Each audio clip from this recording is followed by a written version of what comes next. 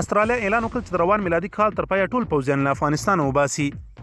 د استرالیا حکومت د روان 2020 میلادي کال تر پایه له افغانستانه د خپل ټولو ځواکونو د ایستلو اعلان وکړ.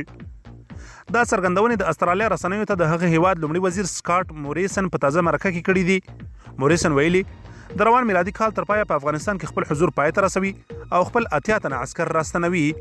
دا په داسې حال کې ده چې شاوخوا یوه اونۍ مخکې امریکا او ناټو ځواکونو اعلان وکړ چې د سپټمبر تر 11 خپل ټول ځواکونه له افغانستانه وباسي.